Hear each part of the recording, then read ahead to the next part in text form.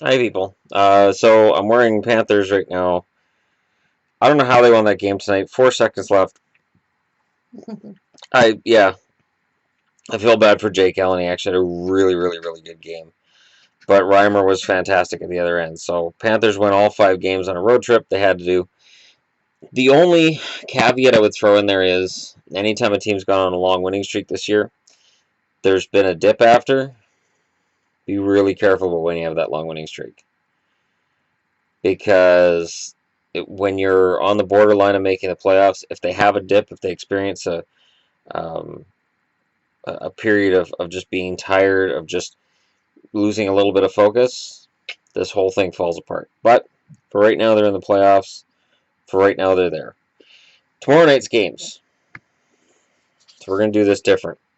The Pittsburgh Penguins are playing the Carolina Hurricanes tomorrow. I like the Penguins. Yeah, I would pick the Penguins. Yvonne agrees with Penguins. The Montreal Canadiens are playing the New York Rangers. I like the Rangers in that game. Oh, I know that. They don't pick the Canadians. She'll pick Montreal. Yeah. You guys keep track of this. The Senators are playing the New Jersey Devils. Now, the Senators have some injuries. They're going to be angry. But the Devils have to win or they completely fall out of the race. So I'll take New Jersey in this one. No, I would pick the Senators. She'll take the Senators. The New York Islanders are in Detroit against the Wings. The Wings are 1 game below fake 500. They're 11 games below real 500. The Islanders are 6 games above fake 500. They are 4 games below real 500. In a barn burner of a game, I'll take the Islanders because they're closer to that playoff spot. No, I'd pick the Red Wings. I don't like She'll pick the Red Wings. The Islanders Logo. Yeah. She doesn't like the Islanders logo, so she'll take the Red Wings. Yeah. This is the highly scientific thought process that goes into these picks. Absolutely. And when she's more right than I am, you guys can rightfully tease me incessantly on Twitter, Instagram, YouTube, Facebook. There's numerous ways to do that. Many platforms. Yes. The Oilers are playing Tampa. Now, the Oilers have been on a nice run here. Tampa, much like Jersey, they have to win something. The problem is Tampa doesn't seem to know how to, and the Oilers are on a nice streak. I love what Talbot's doing, so I'll take the Oilers. Yeah, Oilers. And she'll take the Oilers as well. The Winnipeg Jets are playing the Maple Leafs. The Trouba-less Jets. Without Enstrom as well. That's pretty big holes on the blue line. For that reason, I'll take the Leafs. That's a tricky one. It's tricky. I think Jets. She'll take the Jets. The Blackhawks, who are currently 5 points back, I believe, of the Wild. 5 or 7, or it's up there because the Wild are playing fantastic hockey right now. I will take the Hawks because I can't see them falling that far behind the Wild. We're going to have some amazing hockey down the stretch between these two teams. Wild. She'll take the Wild. The Flames, Calgary, playing the Predators. That game will be on Sportsnet 1 and Sportsnet Pacific, apparently, for those of you in Canada with Sportsnet. This is really a pick 'em, just throw it at a dartboard. I'll take Nashville. No, Calgary. She'll take Calgary. The Kings are playing the Avs, the hapless Avs. We want the #1 draft pick, but we hope he's better than what people are saying he's going to be in Nolan Patrick. Against the Kings, who have somehow managed to stay in a playoff race despite the fact that Quick's been out almost all year.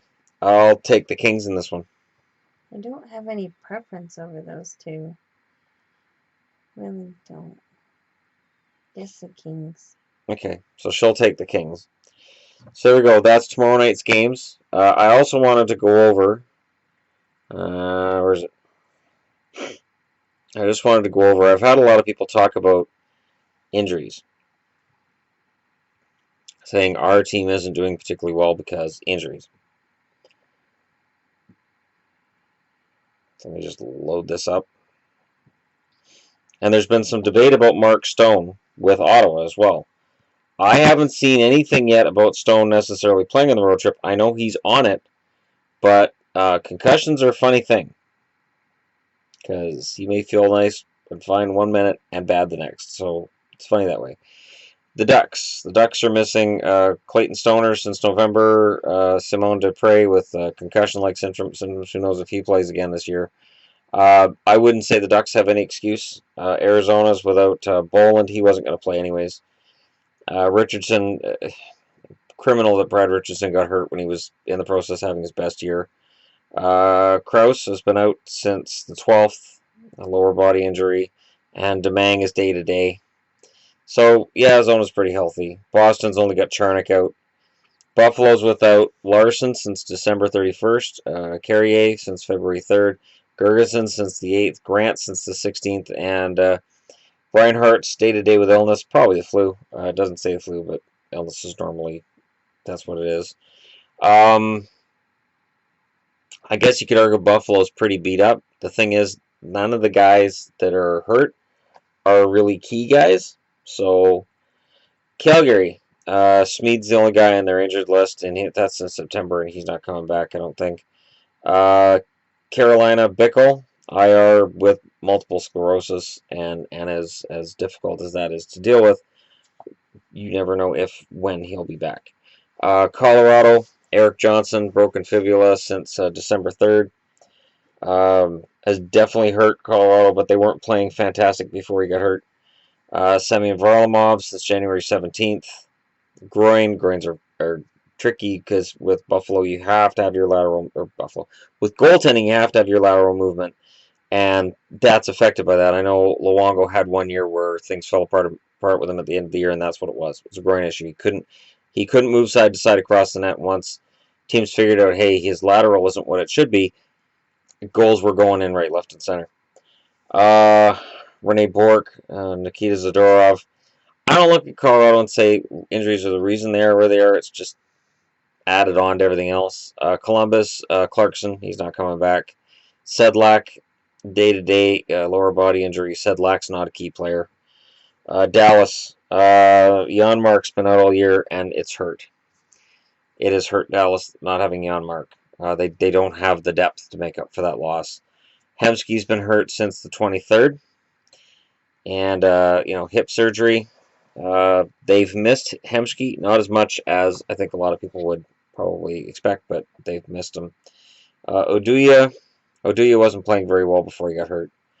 Johns is day-to-day with illness. Cracknell's day-to-day with a lower body injury. Cracknell's been a beast for Dallas, but he's not a goal scorer.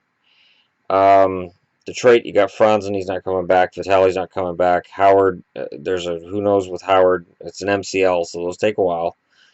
Erickson, wrist, IR, wasn't playing fantastic before the injury. Green, illness, again, probably the flu this time of year. Edmonton, so Detroit, I wouldn't look at their injuries and say, yeah, this is the reason that they're where they're at. Edmonton, you got Ferentz, Nurse. Ferentz, of course, retired, but officially he's still on the injured list. It's a Pronger situation. Pitlick, Chris Russell, day-to-day with an undisclosed injury. That's been since February 5th. Benoit Pouliot, IR with undisclosed injury since the 13th. I'm sure Oilers fans are just dying inside at the idea of Pouliot not being on the team, but relax, guys. I'm sure he'll be back just in time for the playoffs. So I don't look at the Oilers and say, okay, injuries are killing them. Although Nurse and Russell both being out at the same time means that they'll have to rely more on their depth on the blue line. Kings, you've got Quick, and I've discussed Quick being out and Budai stepping up. Green's been out since January 21st. Nolan's been out since the 1st. I don't see a huge issue with that in terms of their record being altered. Minnesota, you got Bartley and Dumba. Dumba being out hurts, but Minnesota's got great depth. Bartley's been out since the 2nd. Torn triceps, probably not coming back this year. Nashville, Salamaki's been out since the 14th of October, and Cody McLeod's been out since February 11th. Nothing major there. New Jersey, Savard's on their books, but he's never coming back. Kyle Quincy, upper body injury since the 5th. He's an iffy defenseman, so that's not why Jersey's where they're at. The Islanders, Grabowski's been out since September 25th with a concussion. Shame, I like Grabowski. Hamnick's been out since January 8th. I think that's been hurting them. Clutterbuck, February 3rd. Clutterbuck's a key glue guy. Prince, good fourth line forward. So the Islanders have a genuine reason to look at their injuries right now and say, it's hurting us. They are genuinely a team I look at and say, okay, I can see with Hamnick, Clutterbuck, and Prince that would hurt them in terms of their depth. The Rangers, Steppen, Ottawa, they have MacArthur. MacArthur, of course, likely isn't coming back. I said that when this concussion took place. Bobby Ryan, hand. It's too bad because Ryan was playing really well. Stone, it shows us day-to-day with upper body injury. It's a concussion. Hoffman, day-to-day lower body injury. We'll see. I mean, if Stone and Hoffman are both out in the next game, they're in trouble. Konechny, IR with a sprained ankle. Too bad for that kid because he was having a great season. Wheel, Jordan Wheel's not a guy that's top 6 or anything. He's just a depth guy. Pittsburgh, Sheary, Rust, Mata, and Schultz. All of those hurt. Schultz shows us day-to-day with a concussion. Concussions aren't really a day-to-day thing. I think they're just really hoping that they get a good prognosis from a doctor, and he says, yeah, I'm fine and I'm good to go. San Jose's got DeMello and Donskoy. Donskoy hurts, but there's other players San Jose has that can play Donskoy's role who maybe don't have the upside, but they can do it. For St. Louis, the only injury is Fabry, so it's a knee. He's on the IR. Fabry was having a really good rookie season. I think it's his second year. But at any rate, Fabry was having a really good season, and it gets sidelined here, but a very good player. Tampa, well, Stamkos has been out since November. Callahan got hurt in January. These two injuries do hurt Tampa, Stamkos especially. Who knows where they'd be if Stamkos was in the lineup. Toronto, well, Lupul wasn't going to play. Robitaille wasn't going to play. Marner's day-to-day with an upper body injury. They need Marner back. Desperately need Marner back. Vancouver, I've heard Vancouver fans say, oh, the reason that we're where we're at is injuries. Dorsett, back surgery, no. Goodbranson, December 15th, he was hurt. They didn't have a great record when Goodbranson got hurt. Rodin, he's barely played. Berchi got a concussion on the 7th. That hurts, but Berchi's production isn't exactly top 6, so the only Washington injury is Burakovsky's day-to-day. Winnipeg's hurting. Myers has been out since November. Dano's been out since December. Pavlich was recently put on the IR. Enstrom's on the IR. Kopp is day-to-day. And Stafford's day-to-day with illness. So you can look at Winnipeg and say their depth's being severely challenged by injuries. But honestly, considering all the complaining I did at the start of the year about the condensed schedule, the injury list isn't as long as I would have expected at this point of the season. There are some key injuries, but when I hear people say, oh, this injury and that injury, everybody deals with injuries. The teams with depth are able to overcome the injuries. The teams without depth, that's part of having so much in the way of parity in the NHL, is once you have a few injuries, your lineup now can't match up to anybody else's because all the lineups are so close in terms of talent and depth. So let me know what you guys think in the comments. Let me know who you got for winners. I want to address something somebody said to me yesterday. Yes, I intend to do a video before the playoffs start for each series, where I will preview each series, unlike last year where I just rattle off who I thought was going to win each series.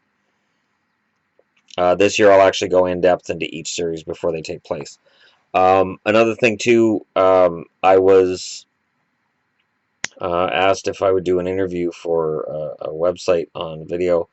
There are a lot of comments that come and go now, so feel free to send me a direct message through this channel that is available, and I will respond.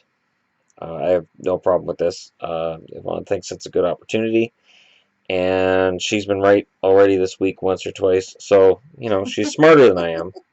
I am not. And she knows she's smarter than I am. She's What? just very, No. she's very down to earth and very, very low key about it. But she is smarter than I am. I'm not. And when these predictions come out tomorrow night, and she gets all her games right, and I get all my games wrong, it's like last night. We go to play mini golf, and she says she's not very good, and she beat me by 5 strokes. So she's a ringer. And when she's right about every game tomorrow night, she will prove herself even more to be a ringer. So keep track of it, guys. Because I never said my channel is not the hockey psychic. I'm a hockey guy. I can talk to you about stuff that happened 10, 20, 30 years ago, no problem. But tomorrow, I don't predict tomorrow very well. Thanks for watching. Don't forget to like and subscribe if you're browsing your way through, and I will talk to you all again tomorrow.